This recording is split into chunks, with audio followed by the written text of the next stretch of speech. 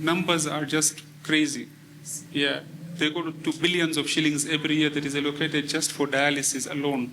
She was worried because I think now for everyone, when they hear that you're going to donate an organ, they think of death. There are some symptoms that if a patient presents with, then you can stratify them in accordance to the likely systems that could be involved.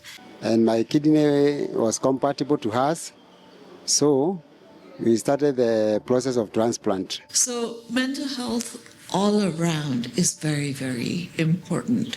It has been 10 years, very expensive, spending 30 to 50,000 shillings a month, and this is something I would not wish on anyone. Kidney disease is a silent but serious health issue, often detected too late when the damage is already done. On World Kidney Day, we brought together medical experts, kidney patients and organ donors for an honest and open conversation about the realities of living with kidney disease. In this episode, we share their powerful stories of resilience, medical breakthroughs, and the impact of giving the gift of life. It is a conversation that could change how we think about kidney health. I'm Stephen Yoko Kangala. I donated my kidney to my daughter 2 years ago. She had blood pressure, she swelled, akafula mwili.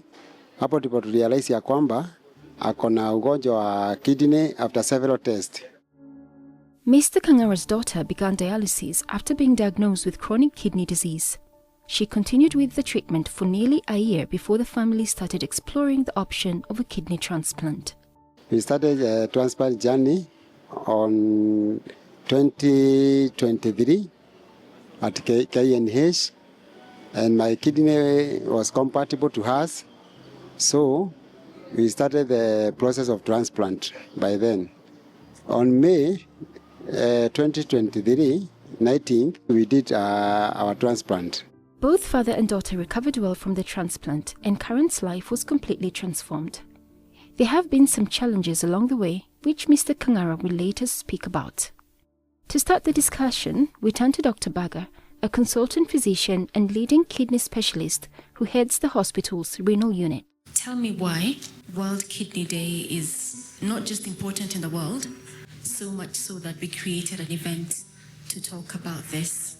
In Kenya, we have 10% of our population living with chronic kidney disease, out of which 500,000 require some form of treatment, and out of which around 25 to 30,000 require replacement therapy, which is either dialysis or kidney transplant. So you can see the mind-boggling numbers and the impact it has on the health economics of the country, because it does pose a significant health burden. Right now, we have around 8,500 to 9,000 patients on regular dialysis, which is twice a week. Each session of dialysis costs you around 10,500 shillings. So the numbers are just crazy. Yeah, they go to billions of shillings every year that is allocated just for dialysis alone. The theme for this year's World Kidney Day was Early Detection Saves Lives, and it highlights the critical importance of identifying kidney disease in its early stages to prevent complications and improve outcomes. Next, we speak to Dr. Lillian, a family physician at the hospital.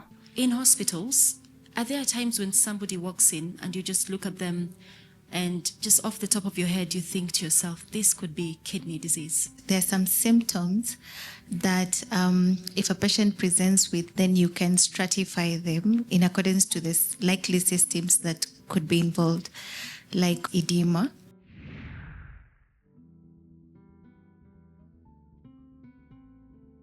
And there are a couple of conditions. Kidney disease is one of them. Liver disease is another. Heart failure is another. Some autoimmune diseases also affecting either one of these organs could also present like that. What are some of the causes of kidney disease? Dr. Baga, would you tell us more about some of the causes of kidney disease? The most common cause of kidney disease is diabetes and high blood pressure, or diabetes and hypertension. The other causes of chronic kidney disease that include, if you have somebody who has a family history of chronic kidney disease, then that person is at a higher risk of developing chronic kidney disease. If somebody has got increased weight, like they're in the category of obese or morbidly obese, then they're also at a higher risk of developing chronic kidney disease. If somebody has had kidney injury before, for whatever reason, like for example, if you get severe malaria or if you get severe acute gastroenteritis, or you're involved in an accident and you lose a lot of blood, you can get acute kidney injury. Even if it fully recovers, but you are at a higher risk of developing chronic kidney disease. Then there are those inflammatory conditions or infections in the kidney that we call glomerulonephritis, and they lead to this wasting of proteins in the urine, and this can also lead to chronic kidney disease as well. And a lot of times these are silent or they're ignored, and what happens is patients are just treated symptomatically. So you have to have a high index of suspicion to say that, yeah, this most likely is going to be chronic kidney disease. Kidney donors often face both physical and emotional challenges, and their decision to donate is nothing short of heroic. And now, Hilda, as you decided that you're going to donate the kidney, was it a hard decision to make? And how did you come about it? The first time I came to know about my cousin's condition, it was sometimes in, I think, 2023, July, whereby I heard it through, you see, the way people talk things, it's like they don't want, it's like, you see, story chini ya maji. So it's like they're hiding something from people. So now there's a time my auntie called me and she was like, Bethe, do you know your cousin Charles has a certain condition and he needs someone who can donate for him the kidney. So she was like, but you must be, that person should be O positive. So as for me, I took it like a joke. Jokingly, I told her, I'm also O positive, so I can do it. You know, she was worried. Because I think now for everyone, when they hear that you're going to donate an organ, they think of death. For me, I was sure about it. But now I told her, okay, let me try and look for someone who can donate for him. But for me, I was doing some research on myself. So now when I approach people, they're like, no, don't do it. You're going to die. I talk to other people, no, don't do it for free. I say, how close are you with your cousin? How comes you're donating to your cousin and yet you're not even close to each other? Many people have fears and misconceptions about kidney donation, especially when it comes to living donation. So as a specialist, would you please clarify how giving one kidney affects the donor? As I mentioned earlier, it's, yes, people do come forth. Like we have Hilda here who just came forth and said she wants to be a kidney donor. Even if somebody does come forward, you see, we take time before we allow the person to become a donor. Okay? We have to do extensive testing. I don't want a situation whereby I have helped patient X by giving them a kidney from somebody who is not a patient, and then that person who was a donor, after 3 months, 6 months, 1 year, 2 years, or even 10 years down the line, ends up on dialysis, because I've not done much to assist anybody in this case, isn't it? So extensive tests are done. I'm very insistent that 1 month after the transplant, and then 3 months, and then every 6 months, they need to come and see me to make sure that the kidneys are okay. So the chance of developing end-stage kidney disease is very, very low. It is 0.1%. Of course, that is if you adhere to the advice given and the recommendations given, you eat healthy. Of course, there are certain things that can happen that are beyond your control. You may get a disease later on that may predispose you, but of course, if you are on close follow-up, you can be protected and we can prevent you from developing end-stage kidney disease. Mental health plays a crucial role in the overall well-being of individuals living with kidney disease. Dr. Prashna tells us more about it.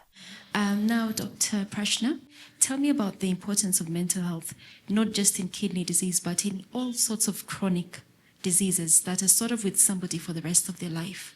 And as well, again, how do we support these people? Because most of these people are our loved ones, to be honest. So mental health is, I think, across the board very important.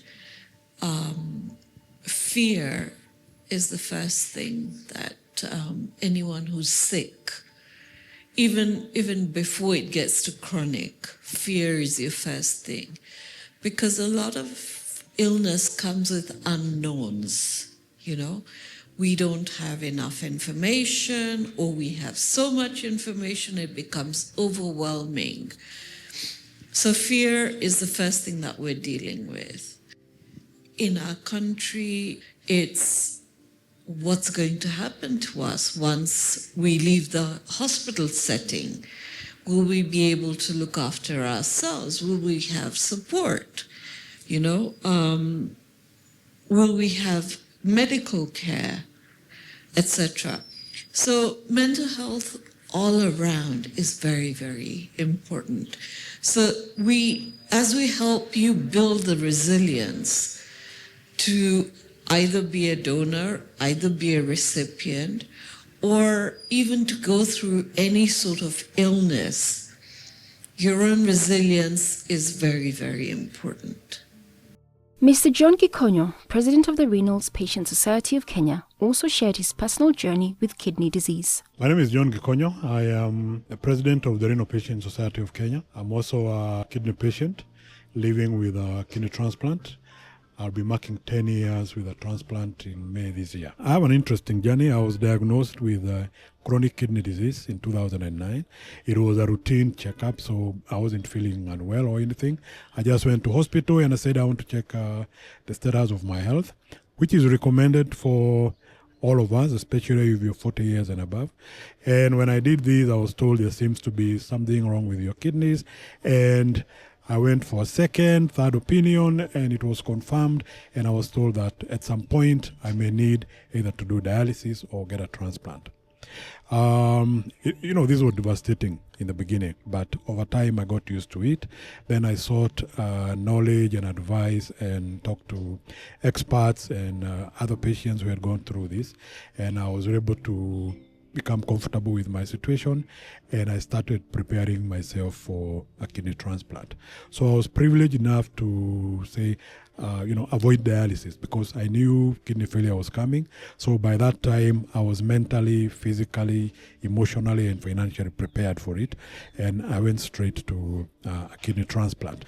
It has been 10 years, very expensive, spending 30 to 50,000 shillings a month. And this is something I would not wish on anyone. And so that's why we encourage people to have your kidney health checked, particularly people who are living with hypertension and diabetes, which are the leading causes of kidney failure. Coming up after the break. When I started dialysis, it used to be a struggle because that time I was in high school, balancing between my studies and also my health. So I want to talk about stigma. Now, we face a lot of stigma, okay, when look for the donor, also for me as a recipient. Because I remember when at first I was telling people that I have a disease, and 19th May at KNH, my daughter is doing well, even if I don't know how to. So far, we've heard from Dr. Baga and Dr. Lillian on kidney disease symptoms and causes, and Dr. Prashna on mental health support. Hilda shared her journey as a kidney donor, while Mr. Gikonyo spoke about his experience as a recipient. After the break, we'll hear more from other panelists and get an update on Mr. Kangara's daughter's journey. And now for a short healthcare tip. To keep your kidneys healthy, avoid unregulated herbal remedies, as some may contain harmful toxins or heavy metals that can damage kidney function. Additionally, be cautious with over-the-counter painkillers like NSAIDs, such as Brufen and diclofenac, which when used excessively can cause strain on the kidneys and lead to complications. Always consult a doctor before taking any supplements or medications, especially if you have kidney disease or are at risk.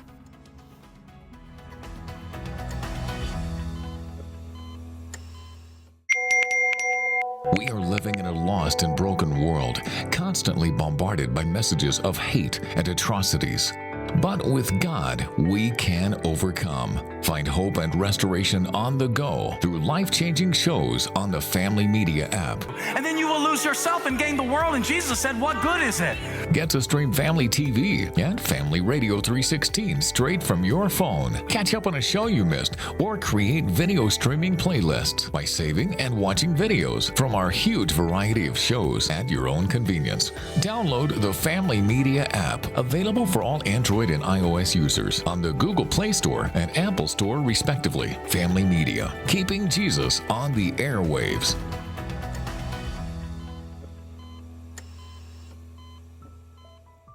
Welcome back. Before the break, we explored the symptoms and causes of kidney disease with Dr. Baga and Dr. Lillian and Dr. Prashna, highlighting the importance of mental health support for patients. We also heard Hilda's story of donating a kidney to her cousin and Mr. Gikunyu's journey as a kidney recipient.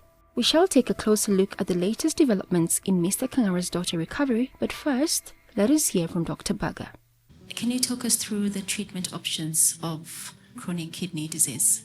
As I mentioned, that it's only by doing tests that you can basically know that you have chronic kidney disease. So the tests are very simple. There are two tests. One is a urine test and one is a blood test. Okay? So if you do those tests and you find that you have chronic kidney disease, then we do try to stage you as to what stage you are in. So what we do is that we measure a certain chemical in your blood, which is called the creatinine. And through the help of some online calculators, then we do know what stage of chronic kidney disease you are at. As I mentioned, it is stage 1 to stage 5. So the first and the most important thing is to see what caused the chronic kidney disease. As I mentioned earlier, most commonly it is diabetes and high blood pressure. So we have to make sure that the patients are on the right treatment for the diabetes. The blood sugars are being controlled, the blood pressures are being controlled. It is very, very important. Then, of course, you have to lead a healthy lifestyle. So you have to lose weight. That is another very important thing. Eat healthy, exercise regularly, keep yourself well hydrated as well. We need to give you medications to control your phosphates and your potassiums as well. Then subsequently, when you reach end stage, and unfortunately some patients do progress to end stage kidney disease because they come in late, then we have no option but to either put you on a dialysis or we put you on a try and transplant you. Of course, transplant is the preferred option because it has more benefits as compared to dialysis because it improves your quality of life, it improves the longevity as well. But unfortunately, because of a lot of constraints in terms of finances, in terms of getting a donor, as you heard her story, that the family was against it and people were against it, and it's a very difficult decision to make. And for me, the true heroes are not even the doctors. The true heroes are her. I mean, without the donors, there would be no transplants. Without the donors, there would be no transplant doctors. Without the donors, there would be no transplant units. Next, Ronald, who has been on dialysis since his teenage years, shares his experience so far with dialysis. Dr. Hussein mentioned about Mpisha Hospital, it having implemented a night session for the dialysis patients. When I started dialysis, it used to be a struggle because that time I was in high school, balancing between my studies and also my health. Because as you understand, you have to go for dialysis treatment twice weekly.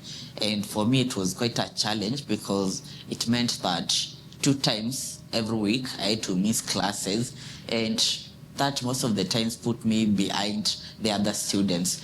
So in school I had supportive teachers and friends and also family who now would help me catch up on the days that I missed classes. I believe that dialysis and also having a kidney disease or any other chronic illness should not limit you to living a normal life like any other person. After Hilda decided to donate her kidney to her cousin, what happened next? Now the time I volunteered, Charles was not aware. So we volunteered, we went through the tests.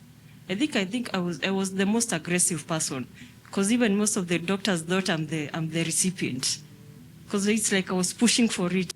So the surgery was done in December. There's an uncle of mine. So I told him, please don't let people know before the transplant. Once the transplant is successful, we let people know. So now when he told people after the transplant was done, negative comments started coming in. When we are still in hospital, they're asking us, why are you doing it? How comes you never involved us in your decision? It is important to support our loved ones, donors, recipients, and those living with kidney disease. Hilda's cousin Charles, who was the recipient of her kidney, tells of the stigma he underwent. So I want to talk about stigma. Now, we face a lot of stigma for the donor, also for me as a recipient. Because I remember when at first I was telling people that I have a disease, and I thought it's good to talk about it, but then for some reason, I lost a lot of friends when I started telling people that I'm sick. I also lost a lot of work because thinking about it now, maybe people thought now, why would we work with him now? He's sick, he's not going to be able to perform as well as he's been performing. That's why now I decided now to keep quiet, because I think maybe some people think that maybe you're going to be dependent on them, or like you're going to start asking them for money or to be a burden to them. But that's not the case. Kidney disease is something that people can live with. People don't become dependent on anybody if you take care of yourselves. So there should be no stigma when somebody develops kidney disease. Nobody goes out there and says, I want to develop kidney disease. There is a huge level of stigma. Like Grace has said, people want you to be paid for it, for instance. People are afraid if there is a rejection, what will happen.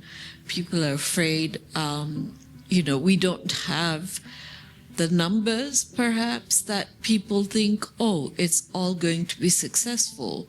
So there is not only stigma, but there is also fear that comes with it. Then there is the fact that you may not be able to work for a certain number of months, post and pre treatment. So there's a lot that goes into it. Ronald, a source of hope for many through his foundation, visits and encourages others facing similar challenges. He is currently awaiting transplantation. In the process of preparing for a kidney transplant. Last year, 2023, I was in the process with a donor, but it did not work out the last minute. So I had to first put it on order and also look for a second donor. I had the opportunity to share my story and also my experiences on dialysis. And through them and the Mbisha Hospital, they are offering to come in as one of my supporters for the kidney transplant, which will be done here at the Mbisha Hospital. Fantastic. And I would like to thank the Mbisha Hospital and also the team by Dr. Hussein Baga. So I'm praying and hoping the soonest everything will go on well, and my dad will be my donor, of which I honor him and respect him for that. A lot of people still don't know that we do kidney transplants here, especially at the Mbisha Hospital, which is a renal center of excellence. It is a very rigorous process for living donation that the donor has to undergo to make sure he or she will be safe post the kidney transplant, and their kidneys will be safe as well. And we work together as a team to make sure that it is always a success. So transplants are being done here, and we're doing them very regularly. And the only thing that we're trying to do is to make sure that the donors are not coerced. At any point in time, the donor is always told that they can, if for whatever reason they have any doubts, they're always free to inform us as a team. They are free to drop out. And we make that very clear during the initial meeting that we have with the whole team and the family. This year's World Kidney Day, the theme was Early Detection Saves Lives, and with this in mind, prevention remains essential.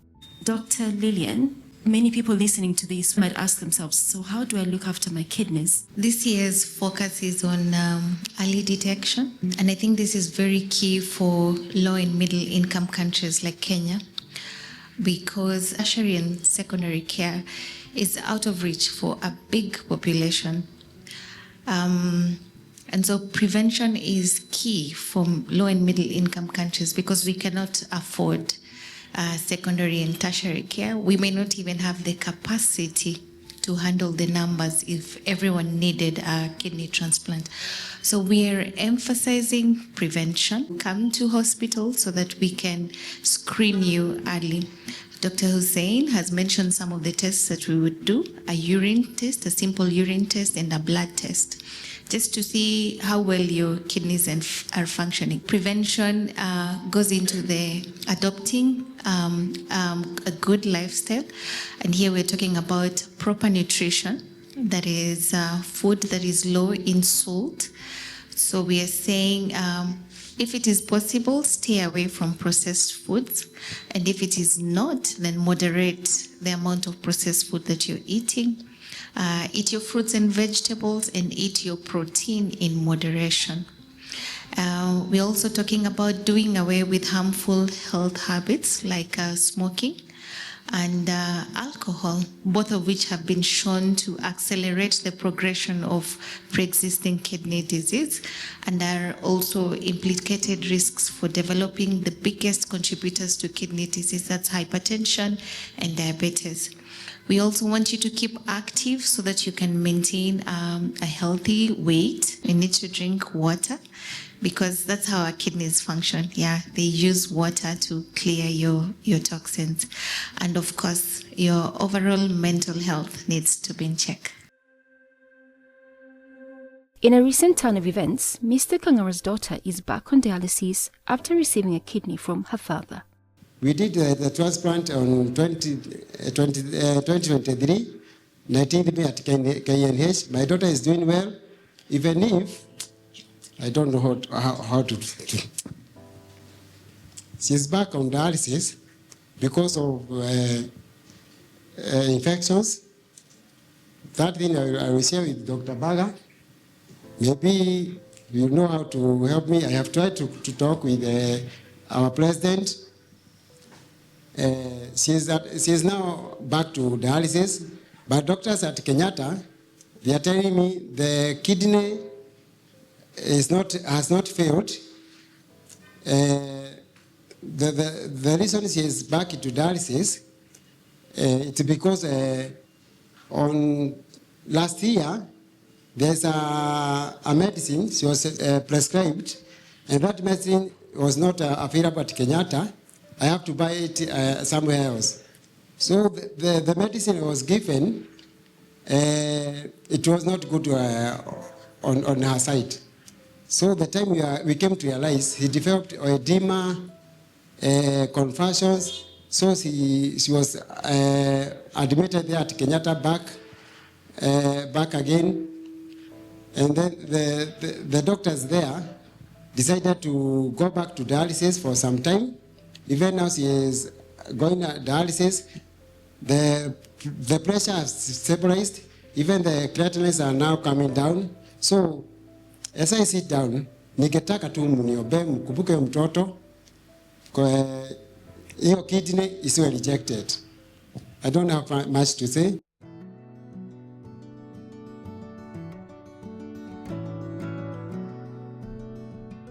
As we finish, Dr. Prashna advises us on how better we can support her loved ones, especially those with chronic illnesses. And how can we support people with chronic kidney disease as friends, as a society, as family? How can we support them? I think the first thing is just by being there and showing the fact that we are present. It could be something as simple as who's coming with you and who's bringing you to the hospital. It could be something simple as, when you come home from dialysis or from treatment, what would you like to eat today? Is there anything in particular that's your favorite? It's the smallest things. It starts with the smallest things and goes to the bigger things. Great. Hilda's recovery was both physical and emotional, showcasing the resilience needed after organ donation. Mr. Gikonyo and Charles are thriving post-transplant, while Dr. Baga, Dr. Prashna and Dr. Lillian continue with the good work treating and supporting those with kidney disease. This episode highlights the vital role of healthcare professionals and selfless donors like Hilda in saving lives. Thank you for watching Family Health, and a special thank you to MP Shah Hospital for including us in the World Kidney Day event.